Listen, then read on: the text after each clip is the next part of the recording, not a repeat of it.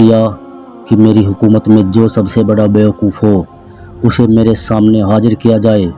बादशाह तो बादशाह हुआ करते थे, जो जी में आता है वो करते हैं।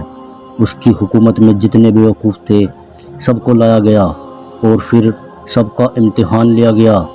एक बेवकूफ़ को कामयाब बेवकूफ़ करार दिया गया और फिर बादशाह ने अपने गले से एक हार निकालकर उस बेवकूफ़ के गले में डाल दिया। वह बेवकूफ़ हार पहनकर अपने घर लौटा। कुछ दिनों के बाद वो बेवकूफ़ आदमी बादशाह से मिलने के लिए आया।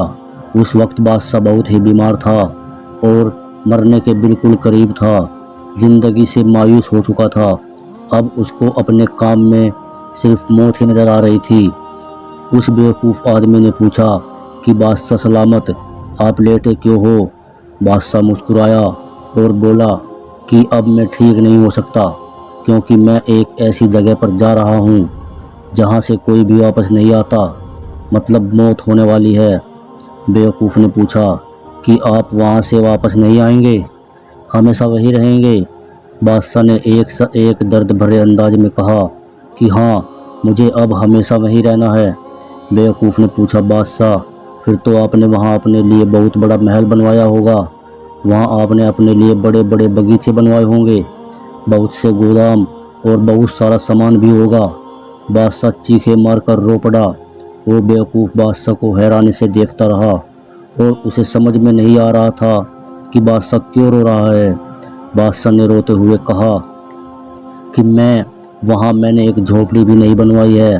बेवकूफ़ ने कहा कि बादशाह ऐसा कैसे हो सकता है कि आपको जिस जगह पर हमेशा रहना है वहाँ आपने एक झोपड़ी तक नहीं बनवाई, और जहाँ आपको कुछ ही दिनों के लिए रहना था वहाँ आपने बड़े बड़े महल, नौकर चाकर और एक बड़ी फ़ौज तैयार करवाई, जबकि आप तो बहुत अक्लमंद हो, तो ऐसी बेवकूफ़ी का काम कैसे कर सकते हो? बादशाह ने एक आह भरते हुए कहा कि हाय अफसोस, मैंने अपनी सारी ज़िंदगी बर्बाद कर ली।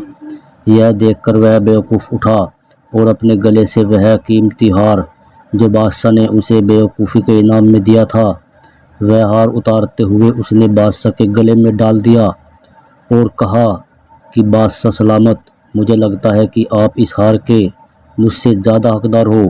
दोस्तों, अगर वाकई यह वाक़या पसंद आया हो तो लाइक करना और चैनल को सब्सक्राइब करना ना भूलें, और जाते जाते एक प्यारा सा कमेंट ज़रूर कर देना।